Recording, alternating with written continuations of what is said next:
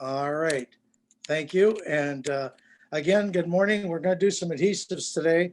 As I said, Ron Christensen and I met in St. Louis, and I did a tool presentation down there, and part of it was adhesives. And he said, could I please do it for, I believe it's the Michiana. Have I got that right? Anyway, we're going to go over adhesives the ones I use and I like.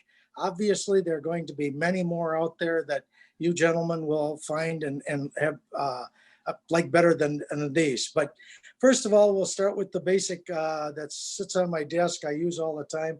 You see the tester's bottle, which I used to use when I was younger. Now, once I discovered MEK, I've used MEK ever since. If behind it, there still is a tester's bottle, and over to the right, you notice there's a 10X bottle 7R. If I don't use MEK, I would be using the 10X 7R. It went off the market for a while. If you notice down below, the 10X bottle, that's the old label. The new label, it was taken off. The gentleman got into divorce proceedings, etc. It went off the market, and it's back now under styrene tacket. So if it's a great glue, it works very similar to MEK. And obviously here in Minnesota, I do not know obviously in each of your states, but I can buy the MEK in any paint store, home improvement store in the paint sections. And so here's a quart bottle. Obviously that's a long supply.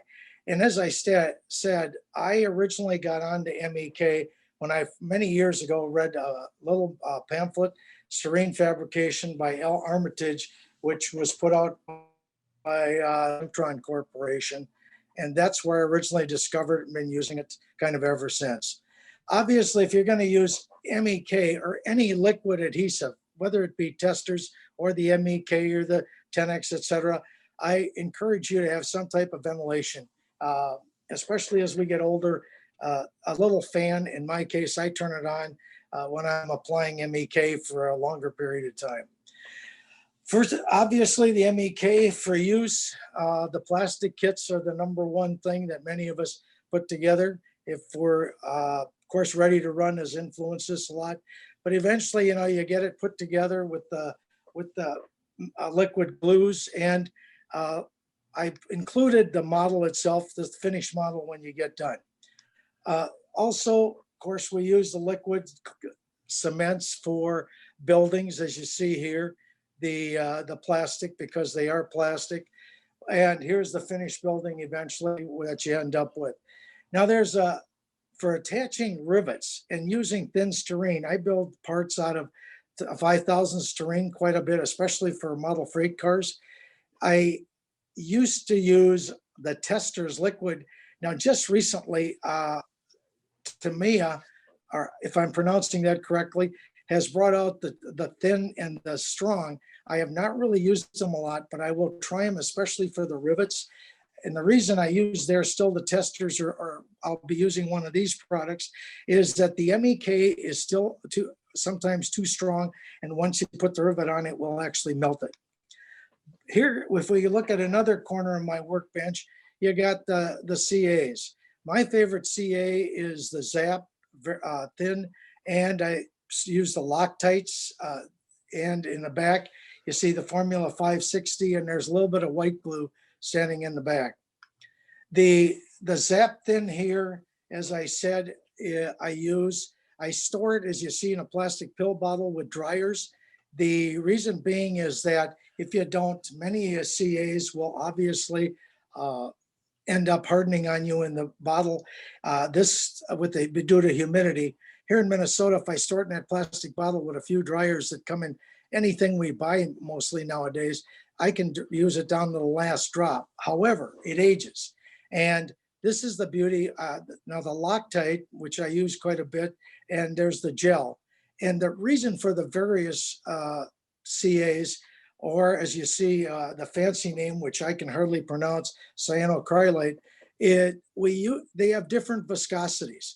And no matter what adhesive we use, that's the name of the game in adhesives, is the viscosity. So Zap is very thin. The Loctite is a little bit heavier. It's a medium type viscosity. And of course, the gel quite strong. My applicators, for what it's worth, you see, I just use ordinary sewing needles, cut with a Dremel tool disc, inserted into a wood handle. There is one where I put the pin into a pin vise, and well, everybody has their method of where they put the CA when they use it. I drink a lot of bottled water here in the Plymouth area, so as a result, we save the bottle caps for me. And usually a modeling session, all I need is 6 drops of the CA in there. Now, as I said, as CA ages, especially even including the ZAP, I will end up now, I mix CAs where I put 6 drops of the ZAP, and I will add 2 to 3 drops of the Loctite. And if the CA is not working because of its age, the Loctite, if added to it, it will work as the day it was brand new out of the bottle. You see that little cardboard pad in the back, that's simply the fact that as we use CA on different applicators, they tend to gum up a little bit. One way to keep them a little clean for a little while is touch a piece of cardboard. Eventually you can see barely up in the upper part, there's a lighter there, which that's why mine applicators are stainless steel, the sewing needles, because you can take a flame to them and burn off the CA as it builds up on the applicator. Also, I get impatient at times, so I want even the CAs doesn't seem to be fast enough. So there, of course, you can use the accelerators here. Again, a ZAP product, zip kicker, and if you're going to use, let's say, the ZAP zip kicker, don't buy the spray. The spray is worthless. In my opinion, it gets very, very messy and can ruin a model. I pour it into the eyedropper, which is an old ear eyedropper bottle from, I don't know, picked up at some store back when, and eventually, again, put it into the bottle cap and apply it with the applicator down below, the needle and the wood brush. And of course, as I said, the cardboard pad, you see the spots, which sucks it off. The CA, in my case, I use it primarily for a lot of resin car assembly today. My layout is, 100% pretty much scenic, etc. And operating sessions, it's an operating layout. So I primarily today concentrate mostly on the cars. Here you see the basic box being built, and you see the 2 L's, which the basic box eventually assembles into a resin car complete when you add the floor and roof. Now, if you remember, I said on the CA applicator, I like the fork. If you go look at the grab irons or on the door handles, or the sill steps down below the grab irons, I can take that applicator and slide it up against and around that grab iron or of the sill steps, and therefore the CA via capillary action will draw itself into that joint where the hole was drilled for those grab irons, etc. The loop applicators, you can't do that with, but if you like them and it works for you, fine. I'm just saying, for me, I'm showing you why I like the fork type applicator.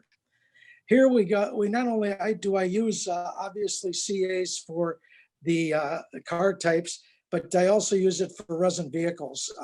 Probably some of you assembled resin models. That cab, the Mack, the red Mack tractor, and that black GMC tractor in the back are both pulling through and off trailers. All of those are resin, as well as that auto rack you can see there in front of the drink coffee sign. Those are resin kits that, again, put together with CA. So we have many uses. I'm just going to be pointing out a few in each. Now, the CA gel, the beauty of the gel is obviously it was designed for a crack filler, but I also like it for what I call sticking power. If you notice that tiny retainer valve up there behind the brake wheel, or next to the brake wheel housing, that retainer valve, if I tried, I haven't got enough hands. I got to use one tweezer to hold it, one hand at an applicator, and hopefully I can do that. But most of the time for me, if I'm trying to hold it with a tweezer, off it flies. And now I'm spending more time on the floor than I am modeling. Where the gel, you apply a little with a toothpick, you can put the retainer valve there, it sticks, and no flying away process. Also, we go back to that corner. Obviously, there was the Formula 560, and it's basically a white canopy glue, is what they call it. It is fast drying, as they say. It dries, very quickly on the workbench. The primary use I really use it. One of the uses is to attach the running boards to a freight car, and I like to leave them overnight, even though it dries quickly. I still usually at the end of a modeling session will apply the Formula 560 across the the the roof saddles, apply the running board, then put the metal ruler on it and a couple weights and let it dry overnight, and it's solid. I've never had one come off during an op session or etc. Here we have again the Formula 560, the micro scale product. Micro crystal clear, I believe, is the same product, really, which we've had for years. And you notice on the bottle they say adhesive, but the beauty of both of them, of course, is they dry clear. And the big application for the micro crystal clear has been windows. But in this case, this particular building has a lot of windows. Those windows were all put in with the Formula, the 560, Formula 560 canopy glue. And the beauty of it is rather than using a CA or using some of the other cements, you can easily, if you're using acetate or even styrene clear, you end up crazing it, where the canopy glue, the 560 will not do that, or will the microscale. Then you see the vehicles over there in the back. I end up putting windshields, etc., in all the vehicles.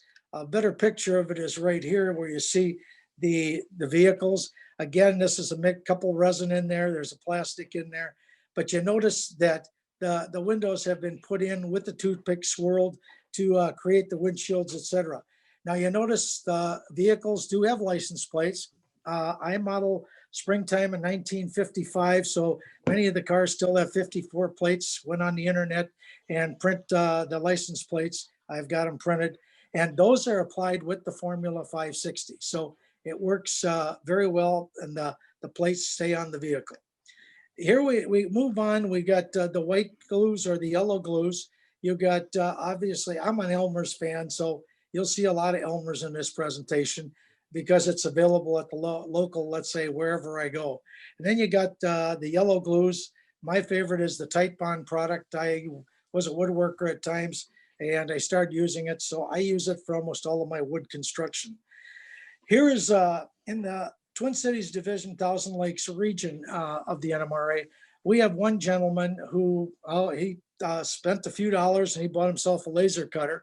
And he's also into 3D printing. This is one of these young, as I call them, the young hot dog today, or the young gentlemen who are into the hobby, thank goodness. And he put together for one of our division meets, he let each of us, he'd cut out this small structure of a handcar shed or just a shed, and we assembled it during the clinic. Now here's where the Tight Bond or the white glue is used. Like I said, on my wood structures, that is where the primary use. So here you see that building. Eventually I took it home from the meeting, and I end up painting all of my structures in the Milwaukee Road colors. I am a Milwaukee fan. Now, so there's the structure finished, but you see that retaining wall behind it.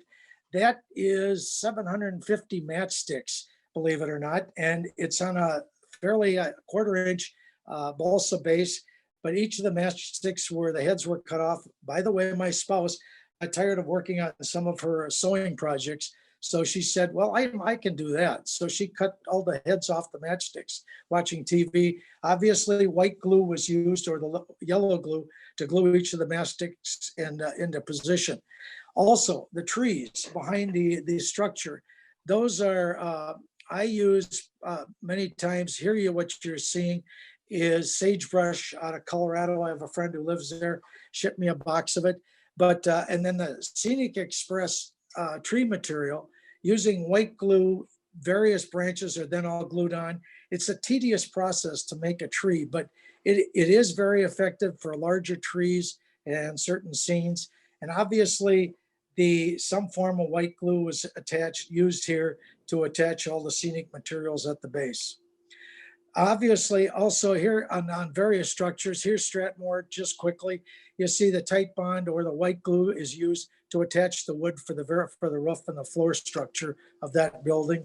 Here it also was used on the dock, not on the dock, but on to attach the fascia and trusses on top, etc., and to apply the window lintels to the building itself. Here, this particular bridge, it was a project in itself, and that is all put together with tight bond. It's a scratch-built bridge, and I have a good friend, Mo Smith, who won, because we're in the NMRA here. Uh, Mo won 3 gold awards in the NMRA. What we called, well, we used to call it the contest. Now they're calling it something. I'm sorry, I don't. The name isn't coming to me at the moment.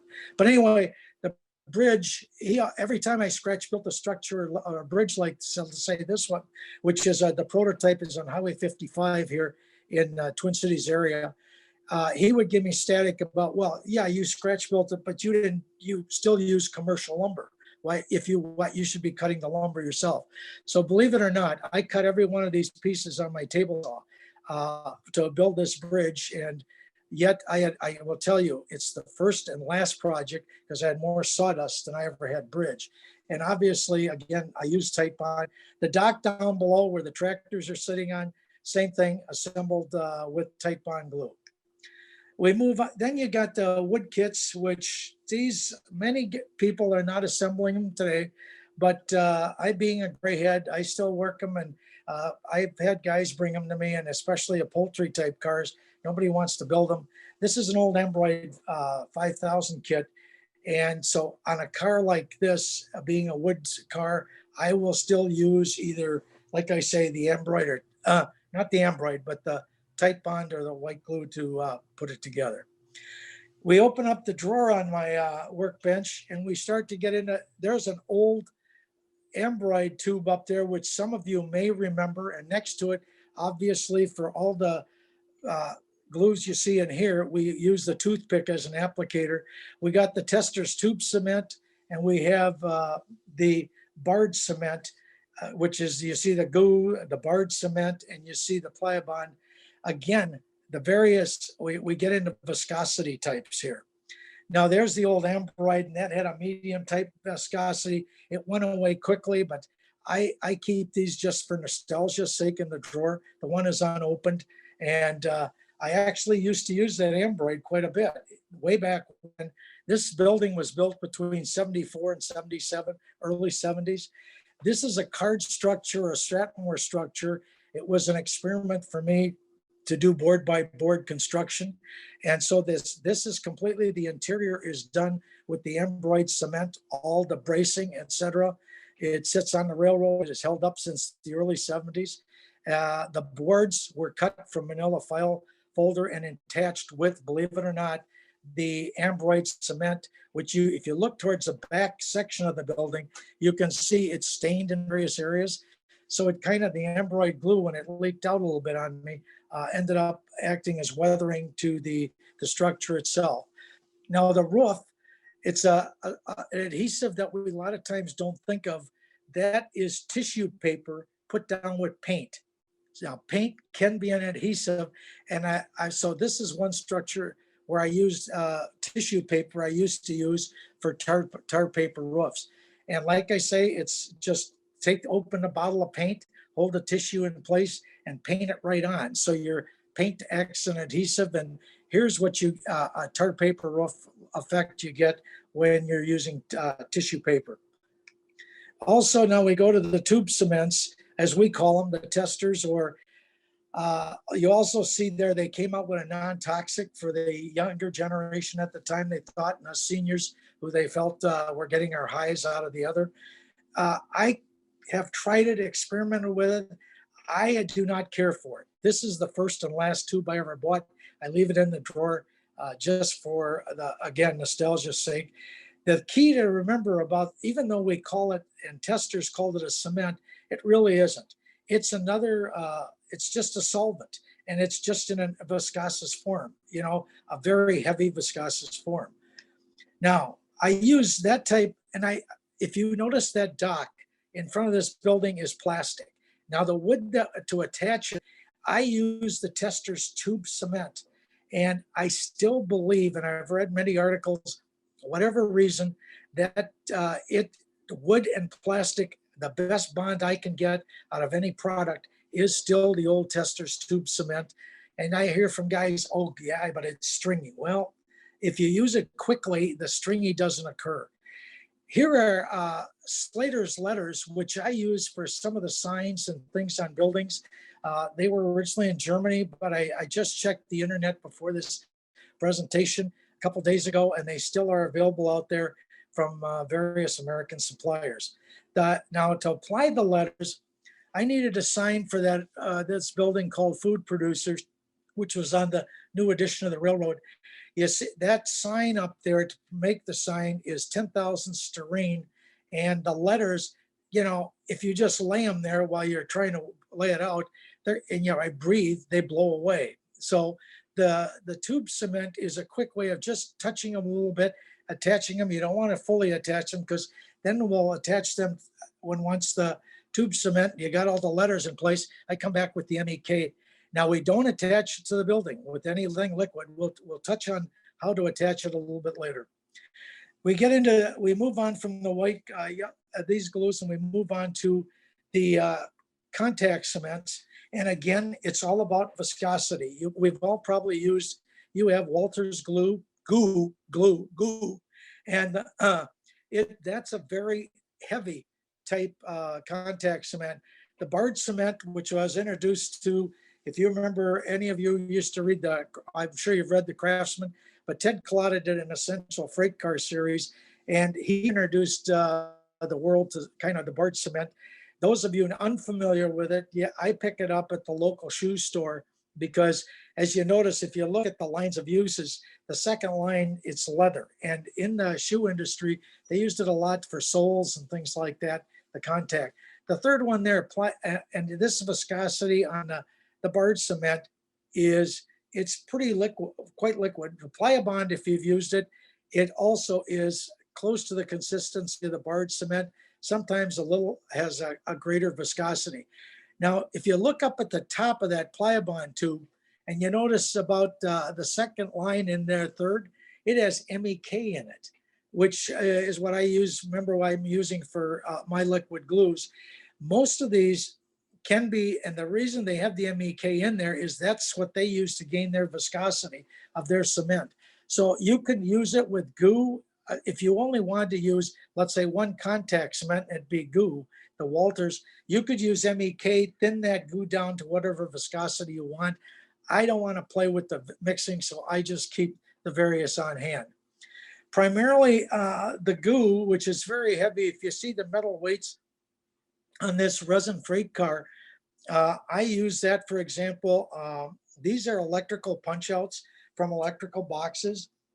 I have a good friend who's an electrician, and he saves these for me, and they each weigh 2 grams a piece.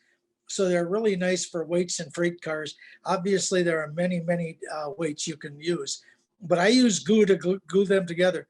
But do not use goo or the contact cements to apply to a plastic car, in my opinion, or do not you do it to a resin car. They can affect it. I have cars I could show you that in my early youth modeling, goo ruined the car in time. Here, I also use goo. Here, just the scene is, you notice there's figures here in one of the lumberyard scenes in my town of Sussex. All of my figures on the railroad are attached with goo. And I know Woodland Scenics has come out with a product to do this. And yeah, some people use Eileen's Tacky Glue. I like the goo because it stays flexible. It does not get hard. These figures if you put their feet, just touch them and then set them, you can move them. They'll actually move if you want. They can be pulled up at any time easily. The goo scraped off and reworked and reset. Excuse me. Obviously, also not just figures. I set animals or whatever, same way with goo. All of these, this is the Hamilton farm in the Bass Lake area on the railroad. And each of these, the cattle have been set with the goo. And that way, if once in a while, when an operator gets too close and has knocked one down, easily to stand up and put a little more glue on them, stand back up. Obviously, now the barge cement, originally when Kalata introduced it, he was using, which I tried and have used for running boards, and I did use it for a while. But again, that barge cement does have acetone, which used to make me nervous, but in tiny small quantities, I get it's fine, and I haven't had any problem. But so again, it's applied with a toothpick, the ruler put on, and the weights, and this dries fairly quick. However, I no longer use the barge cement for this. As you saw earlier, I have now gone to the Formula 560, which I know will give no problem at all, ever. Also, there are the wood laser cut running boards, let's say for a freight car. These, there is not much choice. You could attach these with 560. I, a lot of times here, will still use the barge cement. Now we go on, we move again to another type of adhesive. You see the rubber cements. There's the best, which is one I really like. However, I have to pick that up at the art supply store. So at the local pharmacy or whatever, they always carry the Elmer's, so that sits in there. You see the post-it note. I won't touch on that except to say, once in a while, if you need something for a quick sign to put on a building, the post-it note, you quickly cover it and throw it on. Then you got the micro crystal clear, which we looked at before, and we got the Sobo glue for fabric. And there's the Eileen's tacky, which, as I said, I bought it. I used it maybe on a figure or two and said, no, the glue works fine. I don't need another product. So probably that's sat there long enough that that's probably hard inside. But anyway, the rubber cement. This particular elevator, again, was built between in the 70s, between 74, probably 77. And those days, the budget was tighter when Susan and I first got married. So rather than, this does not have the Campbell's corrugated siding. This is all kitchen tin foil built on a kitchen table. The kitchen tin foil is put over a bastard file and then forced into the grooves to create the corrugations create the corrugations on the sheet metal. Obviously, then it was attached. This is a card stock, or Stratmore, as I've used to use quite a bit. And the rubber cement was used to attach all the corrugated tinfoil. Also, the roof was attached with rubber cement. This is, as we call it, the graph paper or the quadrille paper.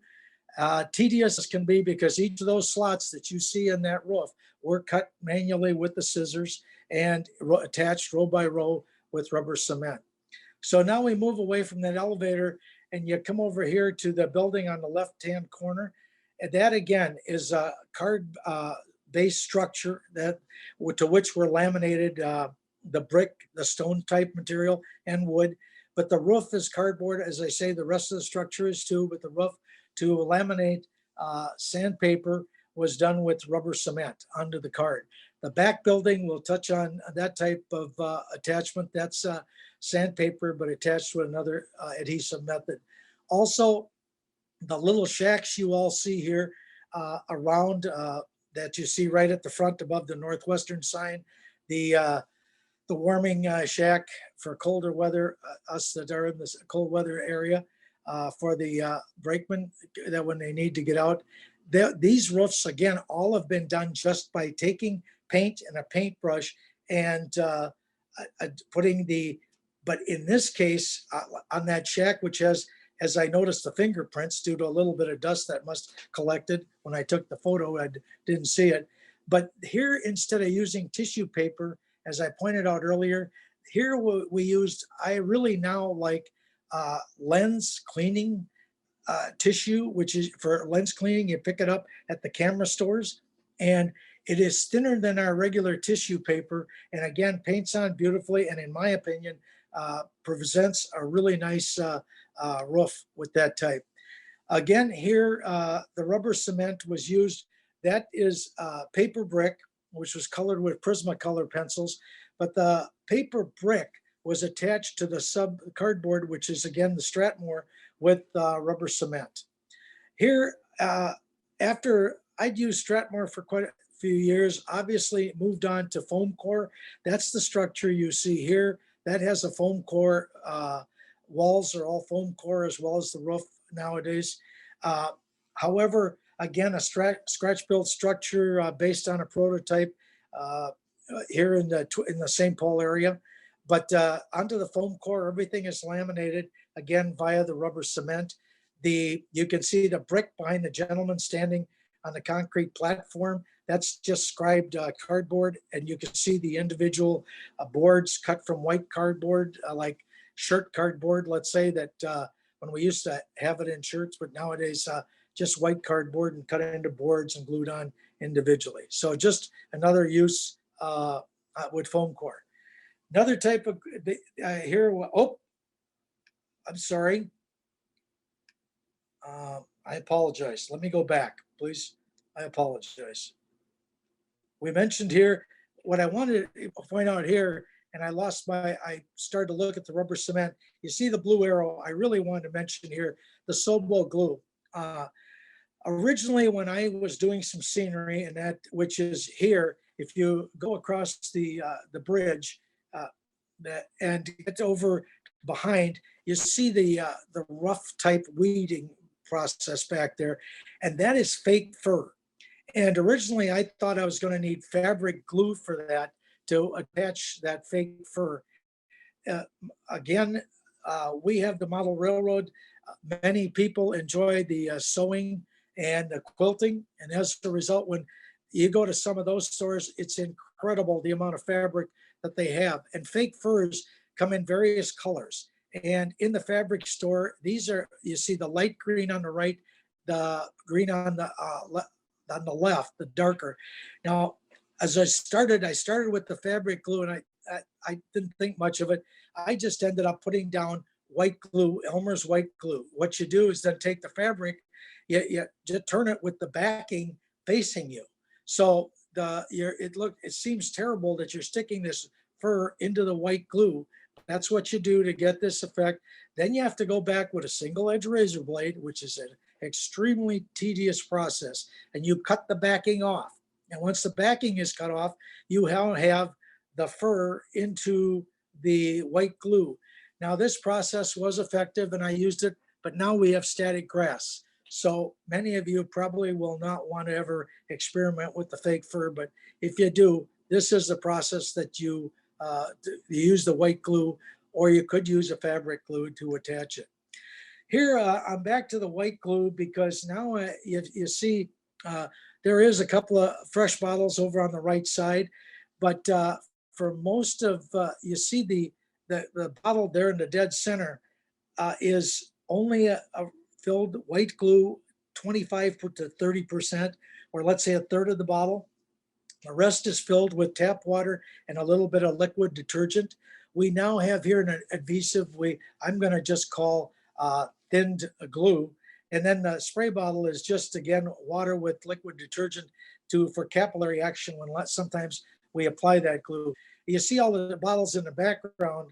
Obviously, I keep a lot of the empties because when you buy a new glue bottle of Elmer's and I want to make up on the thin glue, which I keep on one on hand all the time, I have to have some place to transfer it. So that's the reason for all those empty bottles in the back. Anyway, here we go back to the elevator, and here going back to the sign. Now, this sign, I'm after a sign on a building, which you saw in Michael's. There was a 7-Up sign. Here you see the Wayne Feeds. I'm after a painted on effect to the building. So I will go out and photograph, or if you can find a magazine, throw them in the computer, obviously, print them on computer paper. If you wanted a metal look to that sign, then I would print it on photographic paper. But I wanted it to try to get a painted on effect. So obviously print it on good old white computer paper, sandpaper it as much as possible. Now that thin white glue that we just saw, the mixture, the liquid glue, which is made up of the white glue and water, is now painted on that. So we are almost making like a decal, and we apply it to the structure. And this is the type of signage we can get to try to get that painted on look. Here, obviously, that's nothing to do with adhesives, except it's a tool I have to use to apply static grass, which you see here. I I use the straight white glue first on any scene when I'm applying the static grass today. And if I need to, I go back with the thin glue, the water glue, we'll call it, then, and I will go over the area, obviously, then with the apply the scenic grass, which here is all 4 or 6 millimeter basically applied. Also, you will note that some of the bushes and shrubs like end of track, that is the baler twine, or twine as we call it. If you notice up back by the upper track, the behind the small shed, you see the natural twine, or baler twine as I used to call it. I worked on my grandfather's farm during haying season. But so there you see it in its natural state. Down here behind the siding or near the vehicles, that's picked up. It's died for me at the Christmas tree lots. If you pick up a natural tree, they come bundled with twine normally in the yards, and they have it laying all over. So the free supply, plenty of it, and you can use it for the weeds. Obviously, straight white glue put down and cut the little bit of twine, hold it in tweezers, stick it in the white glue, tease it out, and you got some pretty, I think, pretty effective bushes. Also, obviously, here you see the track. All of my track, the ballast on that track is all done on the entire railroad as this section. It's foundry sand, which consists of white and black foundry sand, which comes out after it's used in a casting, mixed to present. But all the ballast is put down with the thinned white glue. That spray bottle you saw I first missed it to prevent it from bubbling up, then drop on. And should you have any areas where it bubbles up a little bit, you can always go back, put it back down to, and you see all the trees in the background. All of them have been, some are attached obviously, but some of those bushes, they're also all attached with the white glues. Here I'm starting to apply the static grass to the new Randolph section. If you notice on the left by the vehicles, I start quickly and I put down all Woodland Scenics ground foam. And then I go back and I will put the white glue down over it and then apply the static grass. By the way, bear with me, back in this scene, I said I use the white glues. Many of the people now putting down static grass, again, are using latex paint. They go down to the local store and use latex paint and paint it on. I do not. I normally end up putting down the Woodland Scenics ground foam quickly, which was done with the thinned white glue, and then come back and put the static grass over that. And that way I don't have to worry about, if anything, the strands, or if you look through it, you end up seeing the ground foam. Now we go to the adhesive tower, as I call it, which sits next to my workbench, because we have the epoxies out there. Now the bottom epoxy, which is the JB Weld, I basically use that. It's black in color. I like to make small parts a lot of times for freight cars. And so I make rubber molds, and I will mix up the 2-part black epoxy, and rather I'm putting it in the mold and make small parts out of it. However, the Gorilla Glue, which is the current one I've been buying, there are many out there. They're all good in my opinion. This was the one I picked up last. The epoxy, I will use it when the CA is working too fast for me. Even though I get impatient and I use the accelerator sometimes to speed up the processes, at times I want to be the turtle and not the hare. And so I want to use the 2-part epoxy to give me more working time to attach the part. Now the star here is the center, the Permatex.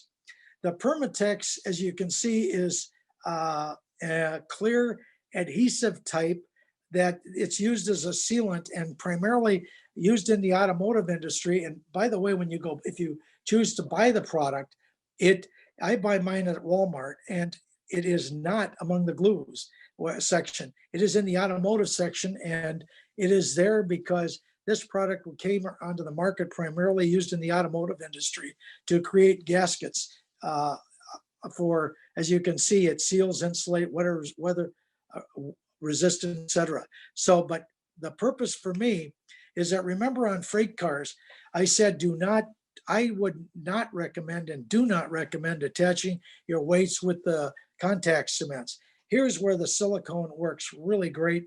And whether it be a resin model or it be a plastic model, and yes, it takes a little time to set, but the thing is, you can be absolutely sure that for many years to come, you will never have a product or a problem with your model. Here we again, another type, the spray adhesives. I like the Aquanet for the hairspray. And the reason being I like the Aquanet, it is one of the cheapest, therefore it has a great lacquer content in it. Imagine, think about lacquer and how we talk about how bad it is, and yet a spouse or a girlfriend is putting that on her hair all the time. Anyway, we have the other adhesives, which we got the Elmer's multi-purpose, and notice that the beauty of this one is that it's acid-free. If you get down there, you got your Super 77 from Scotch, and you got the photo mounts, which I use also. They're acid-free. Here is, you get the trees, as I said, each of the trees on my railroad are hand-built. They're like a model project, each one in itself. If you notice next to the creek, that is an azalea trunk. And the one over to the left of that, the two large trees I'm talking about in the foreground,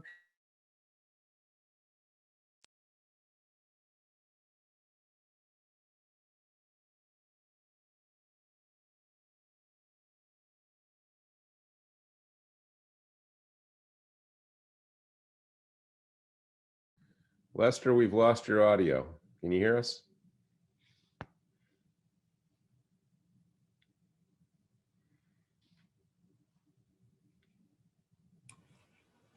Yeah. Lester? Seems like the same problem he had a week I've got ago, it. Thursday maybe. I've got Where's his Lester? No. I've got his number. I'm going to give him a call. Yeah. He may be.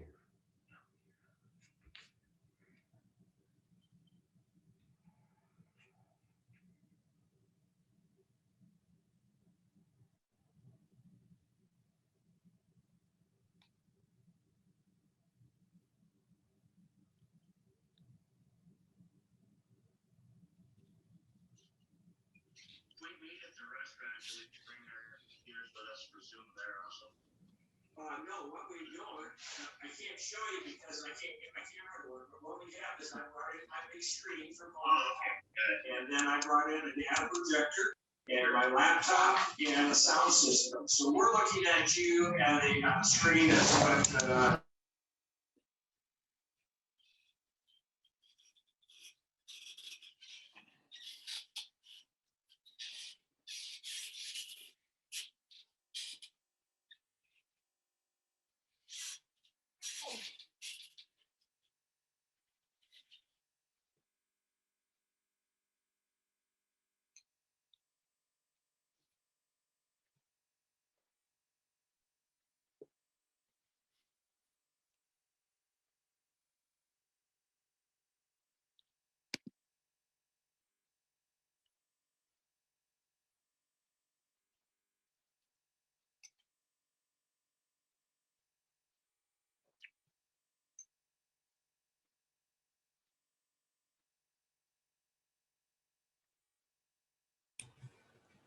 That's such a nice looking little park scene.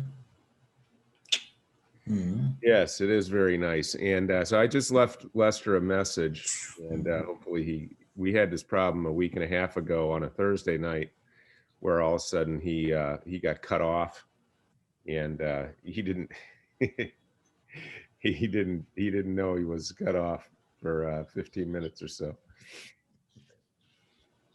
So we'll give him a couple minutes here, and if he doesn't come back on, then we've certainly gotten. I'm not sure what's left on the adhesive side, but that was pretty exhaustive coverage, which is great, and lots of other little hints there too. Not necessarily on the adhesive side, but just some of the great modeling that Lester does.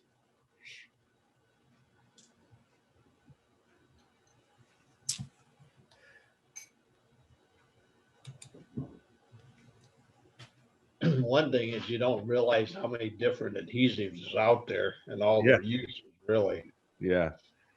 Well, and like Lester said, some of this stuff is not necessarily going to be found in the adhesive aisle. Well, exactly. Yeah. Find it all different places. I'm dying to know if he uses hot glue. Right. We didn't see that one. I use that for foam. That's about it. Yeah. You know, Greg, you mentioned the Thursday call. Is this an open call or is this just a smaller subgroup that gets together? It's an open call, Bjarna. I'd be happy to send you that, or Ron can. We'll put you on that list. We get together every Thursday at, what is it, 6:30 Central, I think. And various guys just present, layout tours, or sometimes we have a subject.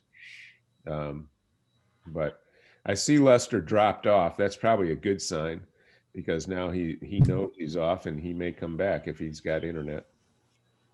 Thank you, Greg. Sure.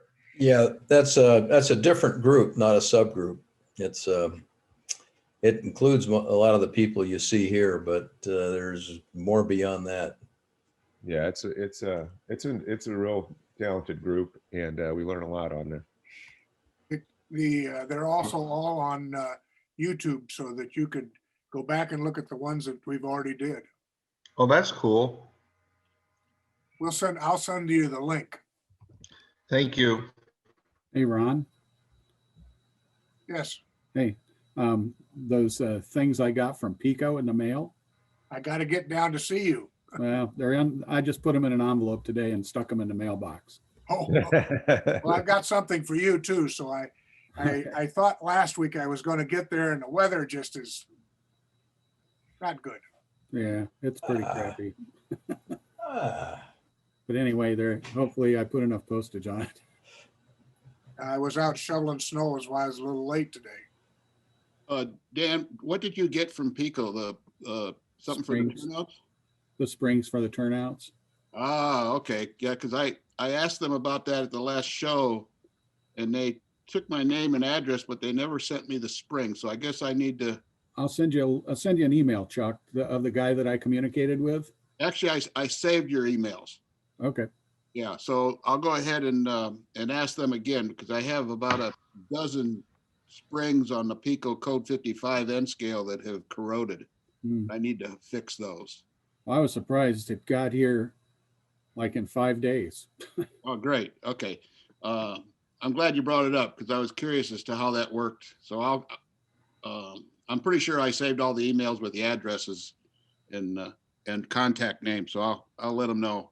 Yeah. And the other question I got is, Jeff, I sent you a link to a Erie and Delaware Lackawanna site. Did you get that? Okay, good. Lester was talking about using soap as a way to break down the water. I've also found that just plain rubbing alcohol works just as good, if not better. I use denatured alcohol for that. Yeah. And it's about the same thing. Cheaper.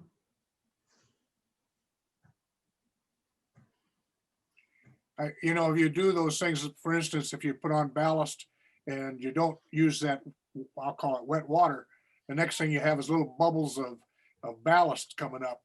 Yep. I'm trying to think of what you could use that effect for, where you would have to get that texture to put it underneath grass, so it's not smooth, so it's a little bit bubbly, and then applying the alcohol over it to smooth it out just a little bit, just to give a little texture. I've been working all day on trying to figure out how to make a bean field. I know there's guys got to use the pipe cleaners and things, but there must be other ways too. Lisa brought home some stuff that they add to Play-Doh, and it actually, it's real small and it hardens. And she brought home brown and red. And the red I'm going to use as apples, because it looks kind of like you apply it with a toothpick and it hardens up. It's kind of like that that chocolate or butterscotch coating you put on ice cream. And I'm wondering if you want not an HO, but maybe an O to apply individual soybeans every now and then with the brown. I wouldn't use an HO. That's a little bit too detailed. I thought I saw somebody using the skinny white pipe cleaners, and they painted them brown or green, and then they used a static grass applicator, one of the kinds that zeroes in, like World War Scenics makes or somebody like that, and put static grass on it. It looked pretty good. I think Jason did a bean field, and it looked very good. Yeah, was it? Maybe that's the one I saw. It was a Thursday night video. Yeah. I'll have to look back at that. I'm planning on a small bean field place someplace. Actually, there's another Zoom group out there that does Wednesday nights and Saturdays. It's put on by Jim Callow. And I think last week there was a guy that did bean field. And I can put the link in here or send the link out an email to where you can see the YouTube videos and go back and look at a lot of that. But this guy really did some pretty extensive scenery with various things.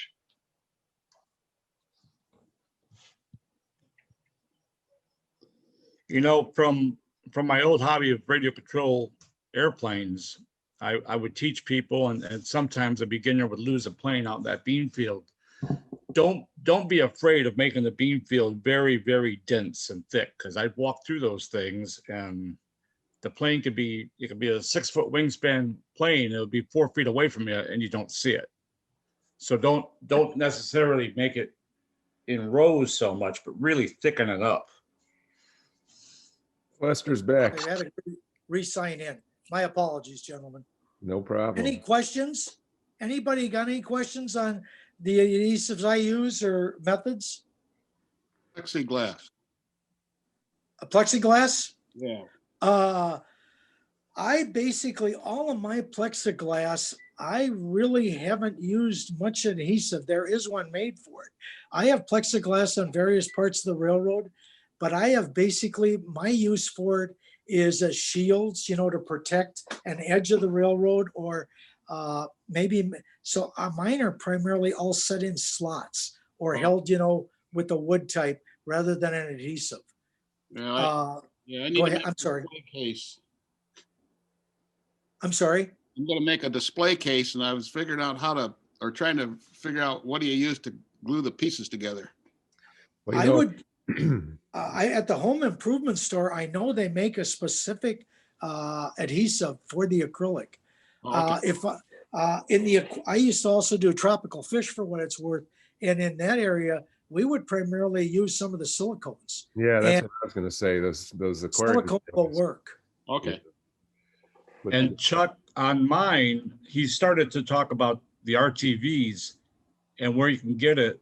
I buy RTV number 732 from Amazon, and that will glue plexiglass fairly well too. Oh, you know what? I happen to have a tube of that. So great. That's a good tip. The RTV, oh, it's great stuff, guys. Yeah. Which one? Anybody else? I use the Permatex. What is there any other favorites out there? I use the Dow Corning. It comes in I don't know, but there's a small, medium, and then there's an actual tube, like a caulking tube. It's on Amazon. It's number 732. It's you just look up RTV 732. It's like $4 a tube. Now I lay track with RTV caulk. There are no spikes on my railroad, and I just use a silicone caulk. But if there's a place where I want it to set up quickly, I don't want to wait for that curve to be done, I'll smear some of that 732 on it, pop that track in there, and it holds 22 inch. I was going to say, by the way, I don't know how the Dow Corning tube on that Permatex, for anybody who hasn't used it or wants to try it, what happens is, I don't know about on the Dow Corning, but the tube they put on top for applying it, it eventually fills up with silicone and ends up, the Permatex tube, if you notice, is built like the old toothpaste tube. You can unroll that bottom, pry it apart, and I do that, and I take it out with a popsicle stick, and then I put it on something and apply it with a toothpick, then roll that back up. That way I can keep that tube lasting for months until I use it up. Now, how about, I don't know the Dow Corning. I'll use it all up until I can't squeeze anymore. Okay. And then I'll unroll it and cut it and pull out the remainder of it. We used Similar to use process. Yeah, we used to use that NIPSCO, by the way, for that plexiglass, but for putting signs, plastic engraved signs on things, on the transformers, all sorts of things. And it holds down to, whatever temperature it is now. It's pretty good. Okay. Great. Well, great presentation, Lester. Thanks for all the information. And Oh, thank you for having me. I appreciate it. yeah, that was really great. And there was an email that maybe Division 6 wanted the presentation. Yeah. I will contact and work that out, and maybe we can work something out. And I don't know how many of you are going down to the RPM today. Are any of you aware of that there is a RPM virtual today that lasts all day? For those of you in the RPM, I used to be in the NMRA world the most. Now I'm more so in the RPM world, Railway Prototype Modelers, and there is an all-day virtual today. If any of you are interested, I could give you that information. Anyway, I'll be quiet now. I'm sorry. oh, thanks, Lester. That was great. And thanks everybody for joining. I got one thing real quick, Greg. Yeah. That new tracks meeting that I was talking about, I'll look up that. But the guy was talking about using static grass and layering it. It was very interesting, where you can get rougher terrain, uses various heights, and like he takes like a bumpy backyard, rather than try to layer it up with different material. He just uses a static grass in different layers, and it was real interesting. I'll try to find that and put it out on the groups list there. Was that Jason Clockey that gave it Thursday night?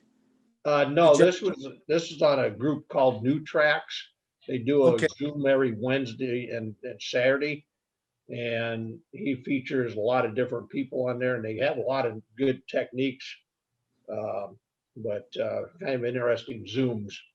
Go to newtracksmodeling.com, and it'll give you the links to both his Wednesday and Saturday night activities, and then about every 2 months there's a train show that runs for several hours. Right. Is that literally NEWTRAINS, newtrains.com? New Tracks Modeling. Tracks. Newtracksmodeling.com. Modeling. Thank you. Yeah, I think you was in on that one, wasn't you, Neil, when he did the layering with static grass? Yeah, I get to about every other one of those that they have on. Yeah, but that was interesting. And a lot of nice scenery he did. Lester, would you mind putting a link to your blog in the chat window? Okay. You want me to do that now? Yeah, Okay. or if you want to just tell me the address, I can type it in. Or, okay, if you type it in for me, Sure. It is obviously MN Railroad cab 100.blogspot.com. And most of the time you need a / behind it. I do not know why, but it's obviously http:// MN Railroad cab 100.blogspot.com / All right, I just typed it in there. Let's see if that works. It should. Yep, that works. So, Hey, Thank you, Greg. mm-hmm. While we're talking about stuff like that, I love that you guys send the reminders out like the day before or something. Could you also once again include the Zoom number? I think it's always the same, but what I do when I get that, I have to go back through all my emails, and it's on my phone, and try to find the Zoom number again. Yeah, I'll do that, John. I sent the reminder out last night and I did not send the Zoom portion in the reminder. So the next, I'm the one that sends the reminder. So I'll go ahead and do that. That's a fine point. I think you guys are doing a heck of a good job. All right. Yeah, no problem. And Chuck, if you send me an email, maybe we can exchange emails to work on that Division 6 for the contacts, et cetera. Yeah, I'll take care of that. That's with Ken Chick out of Division 6. Okay, and if you would either send me his information to Yep. allow me to contact them, I will do that. Yeah, I'll take care of that. Thank you. All And right. that's Suburban Detroit, Division 6 is for the NCR. Okay. All right. Well, thanks again, everybody. Next month, March 20th, we'll be on with Clark Probst, who will be, I can't remember. I think he's going to be telling us, Ron, do you remember what his topic is? I don't remember, because he Yeah, does he's so many gonna- different things. He's going to do some update of, I'll call them blue box cars, but Okay, that's right. Yeah, probably is a little bit too generic.